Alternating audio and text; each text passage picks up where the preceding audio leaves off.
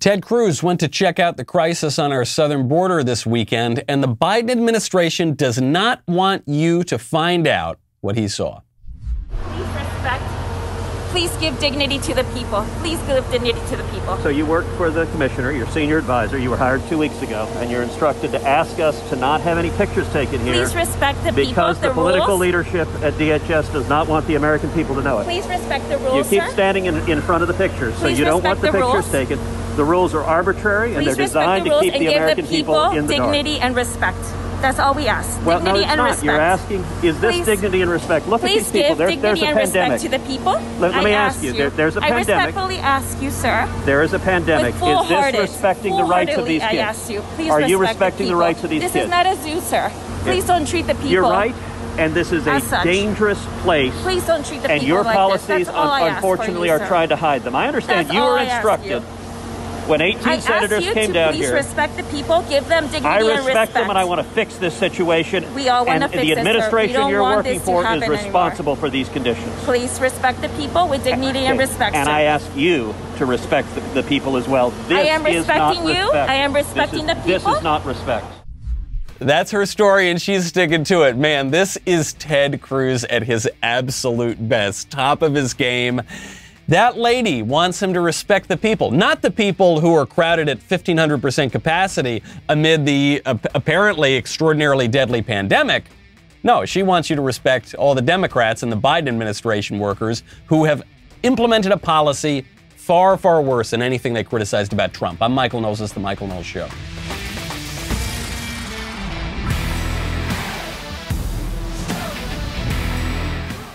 Welcome back to the show. My favorite comment from Friday from Charles, who writes, I need an ID to get a library card, but not to vote in American elections. Yes, this is very strange. I also think this is a better point to observe than to say, you know, I need a ID to buy a pack of cigarettes. I need an ID to buy a 6-pack of beer. Yeah, that's true, but those are privileges. And what the left says is, well, yes, but voting is a sacred right. Well, sure, but you also need ID to access any sort of government service. You need ID to travel. That's a fundamental right. You need ID for all sorts of things. You get an ID the minute you're born. You get a birth certificate. You get a Social Security card. But for some reason, voting breaks all the rules. Why do we have IDs for all these different government services down to the level of a library? Well, to prevent fraud, to make sure that we know who you are, to make sure that the government is not going to be duped and give certain privileges and certain rights to people who don't deserve them, like ineligible voters, for instance. But then that goes right out the window with voting. I would, hold them to account on that. Very good observation. You know, we need a healthy country. We need a healthy republic. And we need a healthy body, too. That's what I say. Not just a body politic, but a healthy body, which is why you should check out Nutrisystem. Nutrisystem is simple and convenient with delicious meals delivered right to your door with little to no meal prep required. That means no shopping in busy grocery stores. That means that you can lose, with Nutrisystem, up to 18 pounds in your first 2 months. The plan is clinically proven to put your body in fat-burning mode and helps you achieve safe and healthy weight loss. Nutrisystem also will help you not only lose the weight, but help you to keep it off. They have a top-rated app called Numi for extra motivation to help you stay on track. You get unlimited one-on-one coaching. You can really sustain this sort of thing. A lot of my friends go on fad diets. You know the ones that are very popular right now. And then they lose a lot of weight for like 2 seconds and they gain it all back. Don't do that. Do it the smart way. And do it a way that I think is really terrific because Nutrisystem food just tastes great. It's really great stuff.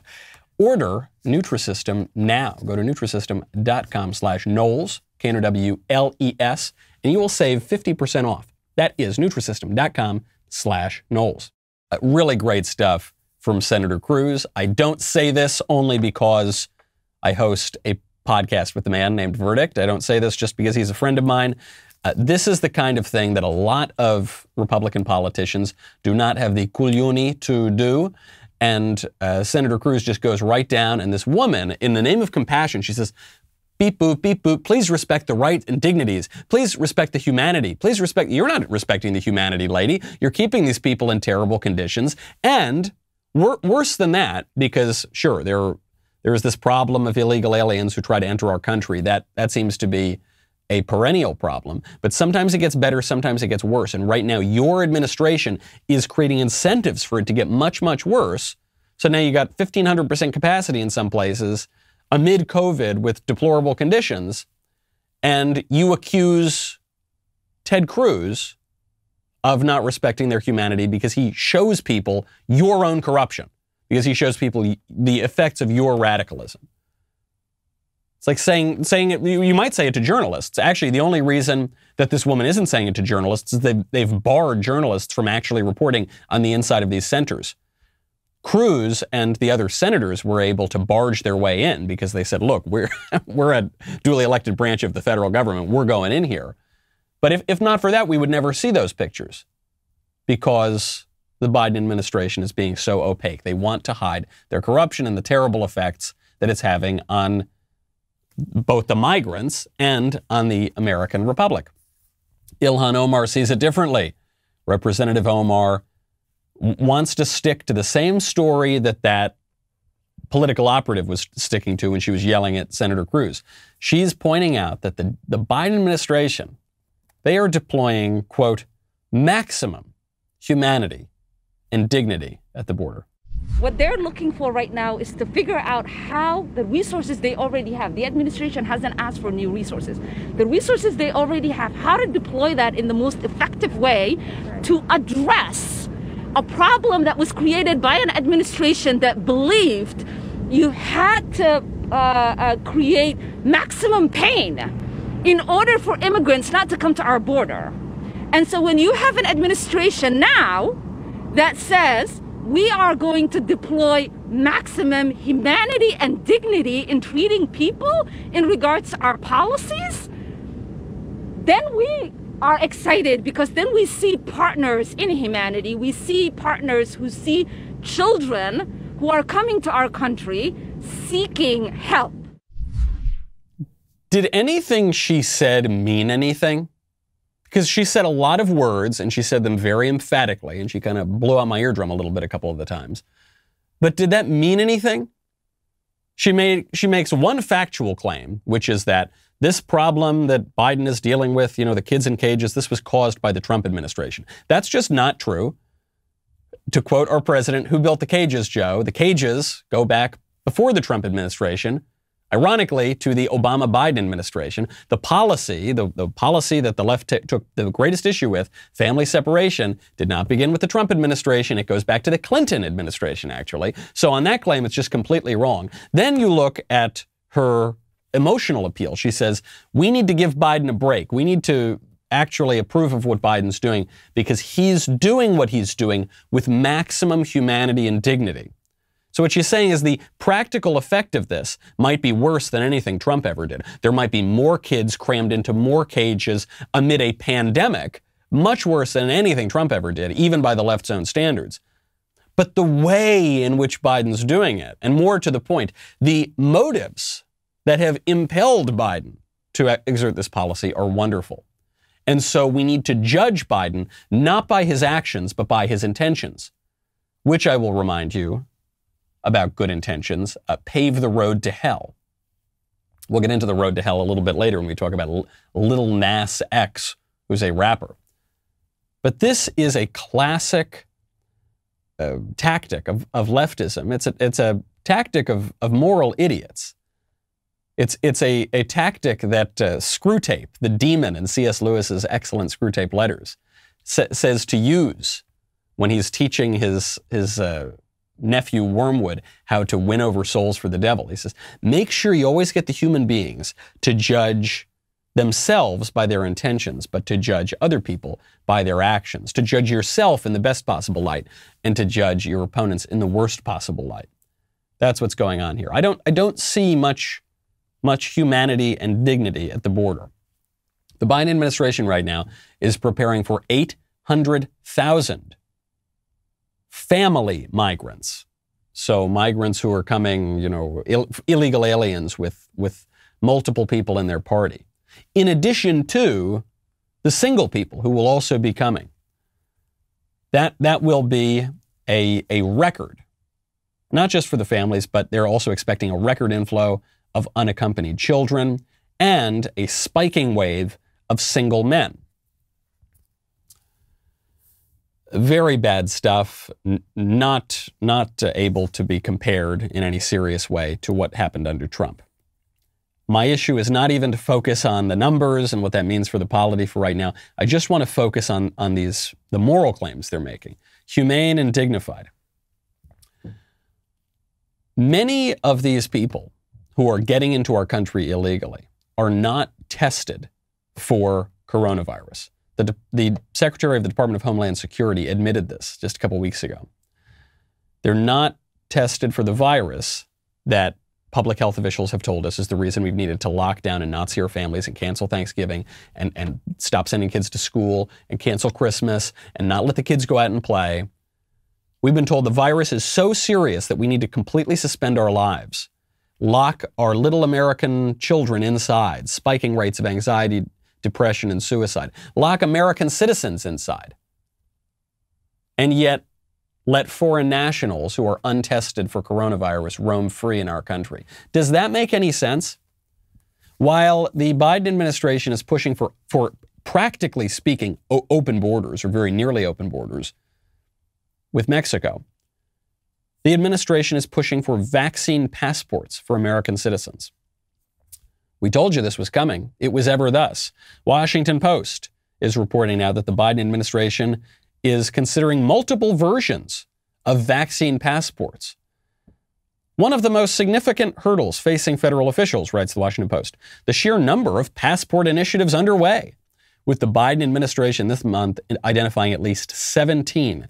Those initiatives, such as the World Health Organization-led global effort and a digital pass devised by IBM that is being tested in New York State, are rapidly moving forward, even as the White House deliberates about how best to track the shots and avoid the perception of a government mandate to be vaccinated. So they want to avoid the perception. They don't want to avoid the fact. They want to avoid the perception, just like they want to avoid the perception of being inhumane and undignified at the border. They're not going to avoid the fact. They're going to keep the Trump administration policies. They're going to ratchet them up to 11. They just want the perception to be different than the reality. And that's what they're doing with the vaccine passports. By the way, one of the issues with the vaccine passports is that they want to make sure that the passports can track variants, that they can track booster shots, so that the government and the broader regime, buffeted by corporate power and technological power and the administrative state and the educational institutions, the whole liberal establishment apparatus is going to impel you not just to take the vaccine, and they're going to track you and track your medical history, but they're also going to impel you to get the boosters, to get shots for different variants. And your medical rights, such as we have known them, will erode and erode and erode. This is going to be a real touchstone issue here. This is going to be one that I think separates the wheat from the chaff. You're seeing this debate play out in the UK right now, and I think you're going to see it here. There are going to be some conservatives who support the vaccine passports, and there are going to be real conservatives. There are going to be squishy conservatives who support the vaccine passports. There are going to be real conservatives who do not. If you want to stay safe these days, you should check out Ring. So much is going on at our front doors these days. That's especially true for me because I have my sweet little newborn bundle of joy. I guess he's not really newborn, and it's 2 months. 2 months of people sending us food, people sending us little toys and clothing and stuff. Oh, that's all great. And people sending us relatives to come see our baby. Now, sometimes you want to open that door, like when it's the pizza outside. Sometimes, depending on, it's that relative that maybe, maybe you don't want to open that door. With Ring, you can see and speak to whoever is at your door, whether you are in your bedroom, maybe you are in your office, maybe you are on a beach on the other side of the world. And with motion detection, by the way, you can see who's coming up to your door even if they don't ring the bell. Really makes me feel safe when I'm on the road. And I know sweet little Elisa and little June can know who's outside before they open up that door. It's also a great housewarming gift, not only because it's a terrific product, but also because it's not that expensive. So you get a lot of credit for a great gift. You don't need to shell out a lot. Right now, get a special offer on the Ring Welcome Kit at ring.com/Knowles. Comes with Ring's Video Doorbell 3 and Chime Pro, the perfect way to upgrade your front door and start your Ring experience. Go to ring.com/Knowles. That's ring.com/Knowles. In the United Kingdom right now, they are having a debate that is coming to America. It's practically here already. The debate is not between the right and the left, but the debate is among people theoretically on the right. And right now it's being played out between Boris Johnson, the Conservative Prime Minister, and Nigel Farage, the Brexit leader, another very conservative politician in the UK. Boris Johnson is pro-vaccine passport. Nigel Farage is anti-vaccine passport. Boris Johnson, he's being a little circumspect here, but he's saying that vaccine passports will have some role in the UK recovering, or perhaps not recovering, from coronavirus. Farage says no way. No vaccine passports, no thank you. He said it won't fly. He said it's unworkable, and frankly, to put this upon our struggling publicans at this moment in time would be completely outrageous. So you're going to see the squishy Republicans go for the vaccine passports. You're probably seeing that already. You probably know who those people are, the sort of people who call Drag Queen Story Hour a blessing of liberty. Those are going to be the kind of guys who say that vaccine passports A-okay. Actual conservatives, people who want to conserve anything, resembling our tradition, they're going to be against it. And by the way, I think you're going to see an interesting split among the right-wingers who are against the vaccine passports. You're going to see two arguments against the vaccine passports. You're going to see the libertarian argument, which is going to be about freedom and big government, and that government ain't going to put the jab in my arm, darn it, and fair enough. I'm not a libertarian, but fair enough. And then you're going to see a traditional conservative argument, which is going to be focused a little bit less on my individual rights, and I've got a natural right not to get vaccinated or something. And it's going to focus more on the way that this initiative will upend our political tradition, our American way of life. The idea, I think the traditional conservatives are not going to say that the government has no police powers and the government has no role in some sort of public health policy. Probably the government does and always has. But this is so radical. This is so foreign to the American way of life. This would so restructure the balance of power in society. It would give so much more power to the federal government and to these billionaire technological overlords who are going to be tracking our medical history. And it's going to so reorder our economy such that now a handful of people are going to be able to say, whether or not you're permitted to engage in commerce. It's going to be so radical that we need to oppose it. Whatever argument works, it's sort of fine by me. We just need to stand against this as strongly as we possibly can. There's obviously a contradiction in the narratives that the left is simultaneously telling us. They're telling us that the virus is so dangerous that no one can go outside. We need to live in fear. We need to reorder our society for it and give the government the rights to jab us whenever they want. And on the other hand, we're being told that the virus is so inconsequential that we need to open the floodgates of our southern border and let unvaccinated and often untested foreign nationals pour into our country. Why? Because that's going to give Democrats an electoral advantage in the short term and especially in the long term.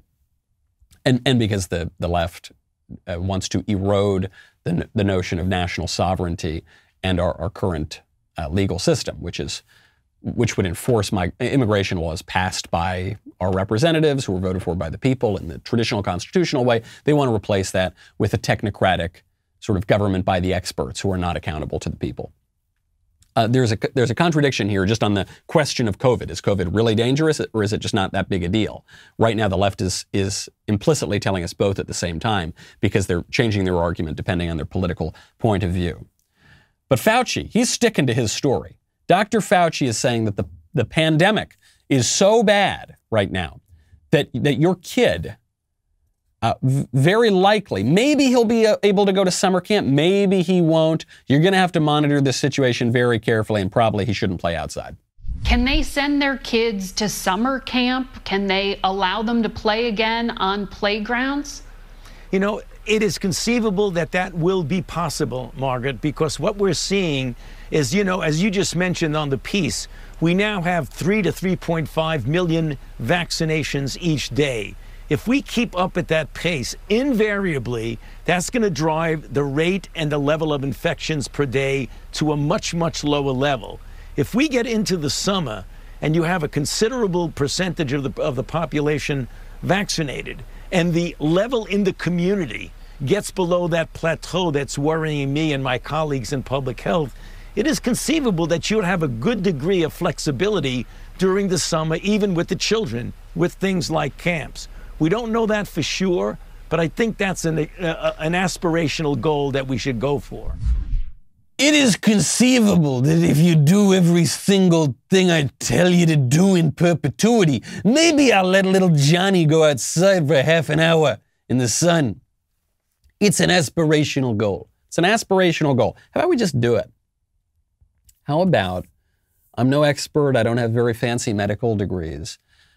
I think that the kids can play outside. Actually, I've got some empirical data here, which is since the beginning of the reign of Fauci, beginning last March, I've 99.9% of the time ignored everything he said. Occasionally I've had to acquiesce because I need to, say, travel somewhere on an airplane, and I've made a prudential calculation and said, okay, it's better that I put the stupid mask on for a second and fly to this place and give a speech about how terrible Fauci is, than not do that, right? But that's not, I'm not acquiescing in the sense that I think he's right. I've never really thought the guy was right. I've just been living my life normally and ignoring all of his dumb guidelines, and I'm fine. I'm not saying I couldn't come down with the Wu flu or something, and that would be unfortunate. But I'm just looking at the science here, and the risk is pretty low, and the risk to children is infinitesimally low. So, following the science here, it would seem that the kids can go out and play, and they should have been able to do that from the very beginning. But what Fauci's making here is not a scientific argument. He's making a political argument, right? She's asking, is it okay for kids to go play? And he goes, look, it's conceivable if you do all this other stuff I want. If we get the numbers down, what do we mean if we get the public numbers down? What does the public numbers in California matter to a kid in New York? If the kid is vaccinated, or if he's even not vaccinated, but his parents are vaccinated, those are specific cases. But what Fauci's doing is he's holding the individual cases as an incentive and saying you need to get the public matter. You all need to obey what I'm telling you to do. And then maybe in your individual cases, which are disconnected from the public matter broadly, then maybe I'll let you and your kids go out and play. And when I say, he's not just talking about summer camp, he's actually talking about letting your kids go out and play. He says that if you let your kids go out and play, they should wear a mask. Yeah, the children can clearly wind up getting infected. When we talk about what you can do when you're vaccinated, you can certainly have members of a family, if the adults are vaccinated, and you're in the home with your child, you don't need to wear a mask and you can have physical contact. When the children go out into the community, you want them to continue to wear masks when they're interacting with groups from multiple households. Nah, I don't want them to do that, actually. So, I mean, sweet little June is like 2 months old now, so he's not going to go out and see a lot of people. But if I had older children right now, I certainly would not have them wear a mask. I would not listen to anything that this power-mad sociopath has to say. I just don't care. The guy has admitted to misleading people on this issue. The idea that anyone feels that he still has credibility is just patently absurd to me. The arguments seem always to be changing, even though the effect is the same. Right, from the very beginning, we need to slow the spread. Okay, we slowed the spread. We need to flatten the curve. Yeah, we flattened the curve. Well, we need to find a cure. We found a cure. Well, we need to have maximum vaccination. Okay, people are getting vaccinated in huge numbers. Well, there might be variants, so you got to keep wearing the masks. Well, you're gonna need boosters, so you need the vaccine passport. I get it if you didn't see what this was a year ago. Some of us, hate to say I told you so, some of us did see what this was a year ago. But I get it. I understand how persuasive the regime can be. I understand how much authority experts in lab coats hold in our secular scientific culture. If you don't see it now, I don't know that I can help you. This power grab is never going to stop unless we stop abiding. The Faucis of the world and all the other eggheads who want to control us. You know, we've got some great shows coming up. We've got me on the Ben Shapiro Show. So if you feel like this is not enough, Michael, today, you can get a little bit of me there, because you know Ben does this every few months. He tells me that there are these ancient holidays and things like that, but I'm starting to get a little skeptical. You know, every few months, I don't know if I buy it. Also, the Candace Show is out. Featured guests have included Jocko Willink, Brandon Tatum, John Rich, country music star who I got to play guitar with. It was very fun. There's some pictures of that floating around the internet. Candace is the first Daily Wire show to appear in front of a live audience, but don't worry. If you can't attend the show in person, you can tweet your questions to @TheCandaceShow for a chance to have Candace answer your question at the end of the night. Candace does not shy away from addressing the truth about a matter, no matter how controversial. She is famously known for her strong voice in defense of our country and in support of holding our culture to a higher standard. The show is available exclusively to Daily Wire members, so if you're not a member yet, go to dailywire.com/subscribe. Use code Candace to get 25% off. That's code Candace for 25% off. Join now so you can tune in Friday night for a closer look behind her hot takes. Check it out at dailywire.com. We'll be right back with a lot more.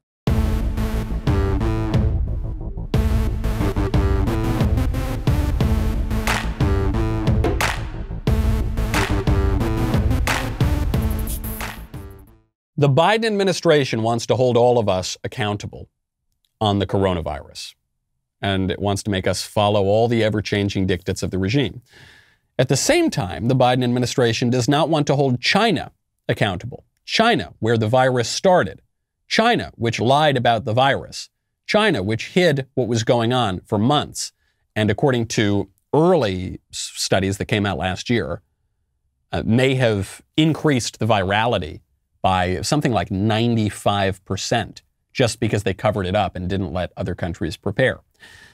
Secretary of State Anthony Blinken, going on CNN now, asked a blunt question. Do you think we should hold China accountable? Well, I don't know. Maybe not so much. You said at your confirmation hearing, Mr. Secretary, that you believe the Chinese government misled the world about coronavirus. Given that, and the millions of people, of course, who have died around the world, should China be punished for that? And I think the issue for us is to make sure that we do everything possible to prevent another pandemic, even as we're working through this one, or at the very least to make sure that we can mitigate in much more effective ways any damage done if something happens in the future. And a big part of that is making sure that we have a system in place, including with the World Health Organization, that features transparency, that features information sharing, that features access for international experts at the start of something like this. And that's where I think China, like every other country, has real obligations that it needs to make good on. So I think what we need to be focused on is making sure we're protecting ourselves and protecting the world going forward. And that's going to require a lot of reform, and it's going to require China to do things that it hasn't done in the past. That sounded like a no. Credit to Dana Bash here, who says, you know, buddy, I'm obviously on your team. I'm on the left, but that was not a persuasive argument. That was a lot of words to say no. The nearest thing he suggested to holding China accountable was we need to partner more closely with the WHO, which is practically owned by China, to make China be more transparent, even though the WHO partnered up with China to hide what was going on in the early days of the virus. Pathetic stuff. But the Democratic establishment, and Joe Biden in particular, seem to have a real affinity for China. Their vision of the world is one in which China gets lots of special privileges and rises up and becomes a significant power. Joe Biden talked about this 10, 20 years ago. He said, a rising China is good for everybody. This is why these guys supported letting China into the World Trade Organization, not the World Health Organization, but the World Trade Organization, a disastrous idea that has imperiled our country, economically speaking, but also as a matter of security. China caused this virus. The former director of the CDC, Robert Redfield, believes actually that the Wu flu, came from a lab. If I was to guess, this virus started transmitting somewhere in September, October in Wuhan. September, October. That's my own view. It's an only opinion. I'm allowed to have opinions now. I am of the point of view that I still think the most likely etiology of this pathogen in Wuhan was from a laboratory, escaped. Other people don't believe that. That's fine. Science will eventually figure it out. It's not unusual for respiratory pathogens that are being worked on in a laboratory to infect a laboratory worker. Can you believe this crazy conspiracy theorist? Okay, Mr. Redfield, please take off your tinfoil hat, sir. You think that just because this novel coronavirus that apparently came from a bat was discovered like a mile from the Wuhan Institute of Virology, where they were experimenting on coronaviruses in bats, that maybe that had something to do with it? It's crazy. And excuse me, sir, what's your credential? What makes you think that you're authorized to pontificate on these issues? Oh, just because you're a health expert and the former director of the CDC? Oh, wait, whoops. That goes against the narrative, doesn't it? Yikes. That doesn't work out. Anthony Fauci, who is the grand poobah of all these eggheads, he is not so thrilled with what Dr. Redfield has to say. Now, Redfield, because he's a part of this club, former CDC director, public health official, Fauci doesn't go after him as viciously as he might after other people, but he does want to downplay Redfield's ideas. Okay, so when you think about the possibilities of how this virus appeared in the human population, obviously there are a number of theories.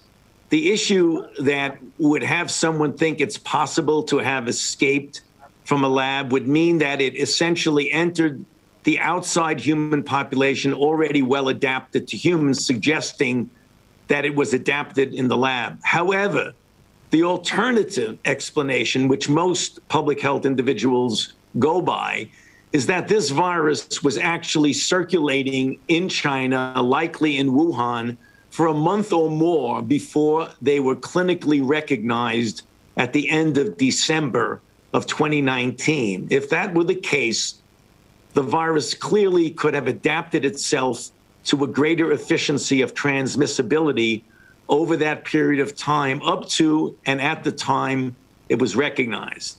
So Dr. Redfield was mentioning that he was giving an opinion as to a possibility. But again, there are other alternatives, others that most people hold by. But there are, I can't criticize this guy too much, unfortunately, without undermining my own argument, but don't listen to him. Okay, I don't know. Doesn't seem, again, I'm no expert. I don't wear the white lab coat, but it would seem to me that there are no coincidences in this world, and particularly those that are so glaring as this question of China, which we know is working on these viruses in bats at the Wuhan Institute of Virology, notoriously opaque regime that lied about it and that exerted their political power over the WHO to lie about it for months, increasing the effect of this on the world. Speaking of a lack of accountability, 2 teenage black girls tried to steal a Pakistani Uber Eats driver's car. Then, as he was trying to stop them while he's still sort of half in the car, they took off, flipped the car, and killed him. Then, as this man was dying, breathing his last breaths on the ground, one of the young girls walked right past him, back to the scene of the crime, the flipped car, and she was very upset because she realized she left her cell phone in the car. And as the people on the scene said, get back, what are you doing? She said, no, I got to get my phone. I left my phone in the car, so that they could walk off. The victim's name is Muhammad Anwar.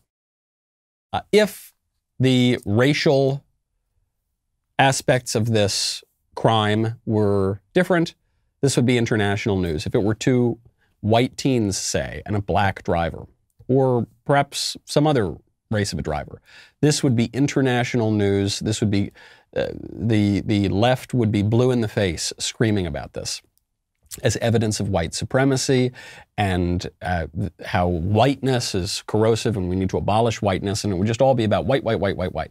And because the perpetrators of this crime are black, that's it. Where they're going to try to suppress the story. They're not going to mention race. Race is only ever mentioned and encouraged to be mentioned when it suits the narrative that white people are the perpetrators of crimes and black people and other racial minorities are the victims of crimes. Very, very sad stuff. The left is now taking this further, but it's a point they often go to, and saying that these girls should not be looked on as criminals because they're just young teenage girls. Really, they're sort of victims. We shouldn't ask how to punish them. I saw various blue check marks tweeting this. We shouldn't think about how to punish them. We should think about how to help them. We shouldn't ask why they chose to do this, but what forced them to do this, what compelled them to do this. I would like to bring together these two arguments. The right tends to focus on free will and how perpetrators of crimes, whether they're teenage girls or fully grown adults, how they choose to perpetrate these crimes, and how the left says they don't choose. They're merely passive figures. According to the left now, everyone other than straight white men are passive figures. And whenever they do anything, or they seem to do anything evil, that's just because society made them do it. And by society, we just mean the white patriarchy. And that's why really, even when a racial minority commits a crime. You had prominent left-wingers saying this just last week. When a racial minority commits a crime, really it's the fault of white supremacy, or it can be the fault of white supremacy. So these two apparently polar opposite arguments that the left and the right are making right now, I would like to propose some sort of reconciliation between them. I get this, I was just reading it a couple nights ago in Old Uncle Boethius, a very, very smart writer who was killed, bludgeoned to death at the end of the Roman Empire as we moved into the Middle Ages. He wrote The Consolation of Philosophy, one of the greatest books ever written. And Boethius describes punishment, justice, in a way that it sounds both super right-wing and super left-wing, in that he says punishment for crime is an act of compassion. It's not an act of vengeance or wrath. It's an act of compassion, because human beings seek happiness and seek the good and seek justice.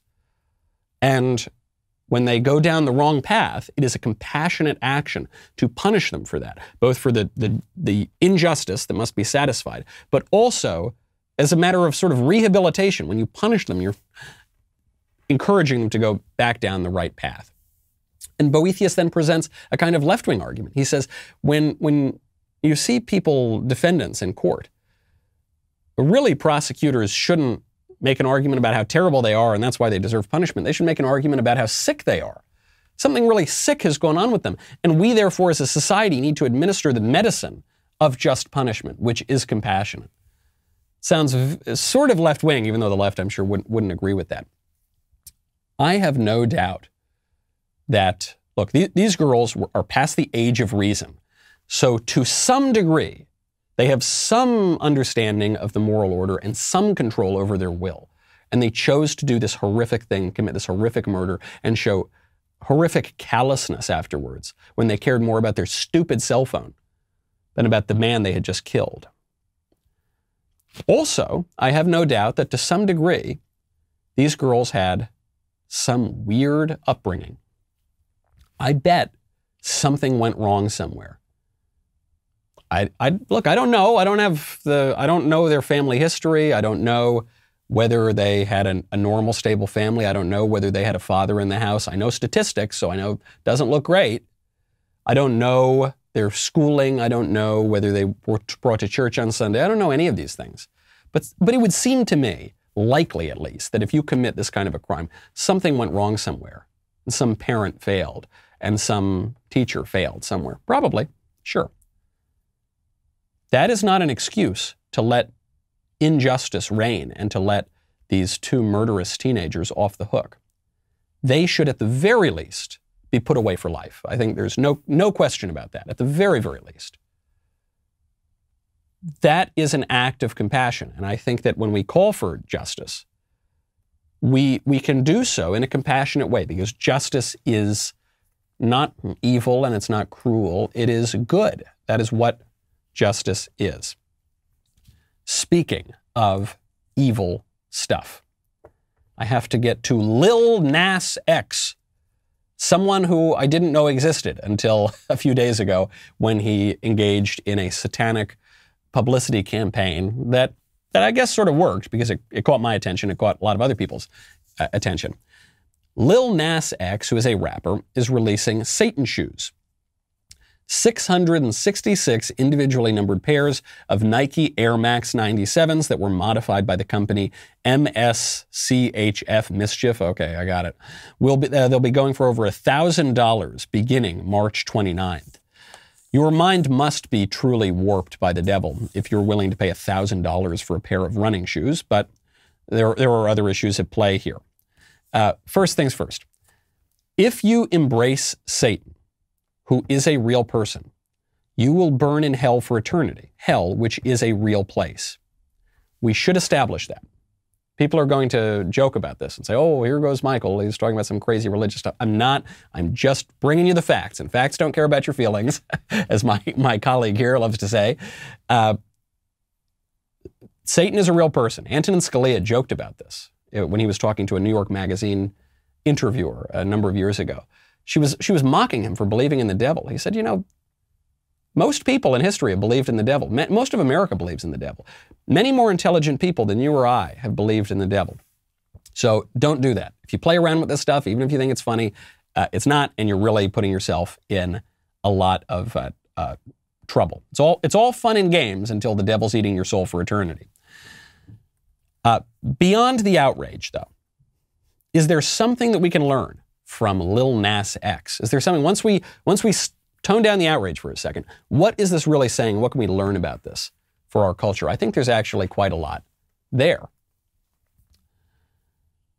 Lil Nas X is putting out the devil shoes that are numbered 666 pairs or $1,000 each. They include a drop of human blood in it. Not great. He's doing this in conjunction with a song that he's releasing, in which he describes his sexual desires. Turns out he's gay, and he came out and he says he's homosexual, and where he's jiggling around for the devil and giving him a lap dance and things like that. So I'm going to tamp down the outrage for a second and say, Nike is denying any involvement with this. It would seem that Nike's statement is that this company, Mischief, along with Lil Nas X, just kind of bought retail shoes and then redesigned them. Is that true or not? I don't know, but Nike's saying we don't want anything to do with this. And no matter how woke your company gets, even a company like Nike, it would seem to me unlikely that one of their corporate executives thought, yeah, I know the way that we're going to make a lot of money. We're going to embrace the devil and put human blood in our shoes. I think that's a bridge too far even for Nike. Second of all, Lil Nas X is not the first Satanist in entertainment. He's not even the first popular black entertainer who's embraced Satanism. Sammy Davis Jr., one of the great tap dancers and singers, famous for the Rat Pack, famous 20th century entertainer. He was an actual Satanist for some time. He eventually left and he converted to Judaism, but he joined the Church of Satan. He even made a sitcom pilot about Satanism called Poor Devil. Take a listen. Oh. Hello, furnace room. Sammy speaking. Sammy, this is Chelsea. Hi, baby. You remember the man that you've been watching? The one that you keep insisting is a hot prospect? Yeah? Well, I've got him here on the monitor, and you were right. Really? He's exactly what you've been waiting for. Can you come up right now? Oh, honey, if I come up there now and Lucifer catches me, I'm going to be in all kinds of trouble. Oh, honey, you can't get in more trouble than what you are right now. Come on up, Sammy. You're right. See ya. So it gets even weirder. There's pentagrams in the show and everything. People don't forget this. They think about the 50s and the 60s. They think, oh, that time when America, it had all this very bourgeois morality and all these nice suburbs and everything. And, one of America's most beloved entertainers was a one-eyed Satanist.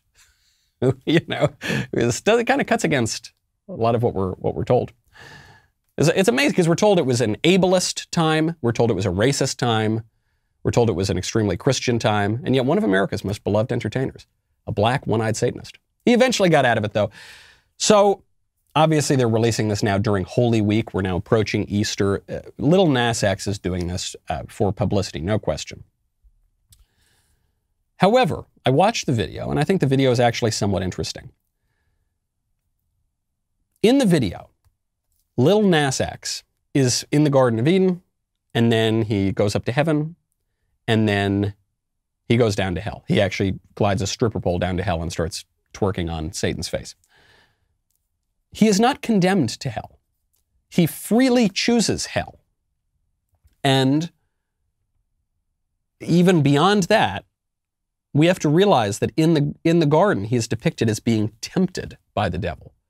So even that free choice is conditioned by sin.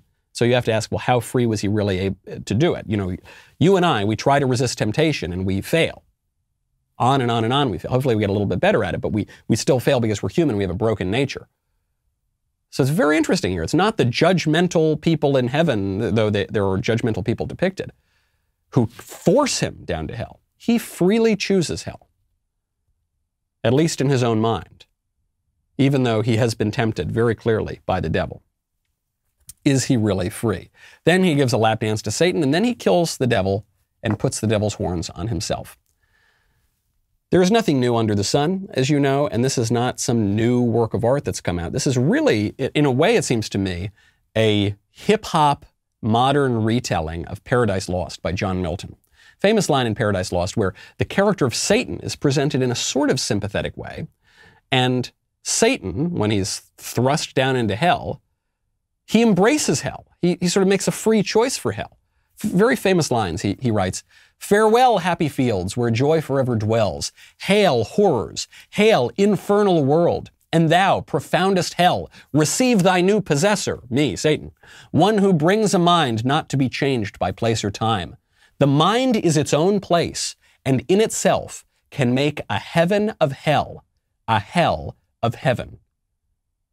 What matter where, if I be still the same, and what I should be all but less than he whom thunder hath made greater, God? Here at least we shall be free. The Almighty hath not built here for his envy, will not thrive us hence. Here we may reign secure, and in my choice to reign is worth ambition, though in hell." There is a lot here. I think actually the Lil Nas music video makes a lot of sense in our present political climate, especially with what the left is pushing, but even with what some portions of the right is pushing. One of the more provocative elements in Milton's Paradise Lost is that Satan reads kind of like what you might call a classical liberal, at least in the way that sort of we understand that term now. He reads as a guy who values his will and his ambition and his choice, even if he thinks it's a free choice, but maybe it's not a totally free choice. He values that over what is true and what is good and what is actually beautiful. He says, well, I've got my mind, so I can make a hell of heaven or heaven of hell. Me, I'm going to choose it. The reality doesn't really matter. It's just my mind, my will, my desires, my appetite. That's what matters. This is, sure, you can have this as a logical conclusion of leftism. You can have this as a logical conclusion of individualism, too. It's why you're seeing this right now sort of collapsing on the right. Of the last 10 or 20 years, it's become fashionable to reduce all of conservative thought to, I want to do whatever I want to do, and I want to follow whatever desires I want, and darn it, that's my right. That's freedom. That's not real freedom. None of the serious thinkers about freedom, liberty, have ever thought that. Certainly our founding fathers didn't think that. There is a difference between liberty and licentiousness. You cannot really make heaven into hell or hell into heaven. But your mind can become so perverted and so self-obsessed and so prideful that you would prefer, that you would feel heaven to be hell because of how disordered your desires and your perception has become. That is the risk that we're in for society right now. It's why I think actually this Lil Nas video, which is satanic, so it's bad. I'm not encouraging it, but it's why it actually does have something rather interesting to say about our politics. And hopefully, through providence, we can, evil things can be turned toward good. Hopefully, we can learn some lessons from this terrible video, especially during Holy Week. It's why it was released. We sing the Easter antiphon. We sing, "O happy fault that won for us so great, so glorious a Redeemer." Christians celebrate even the fall of mankind, which was evil and bad in and of itself, but God turns it to good, and it gives us our great and glorious Redeemer. So that's why we call it a happy fault. Perhaps we can see these things that can be turned to good and take that good turn when we can find it. I'm Michael Knowles. This is The Michael Knowles Show. See you tomorrow.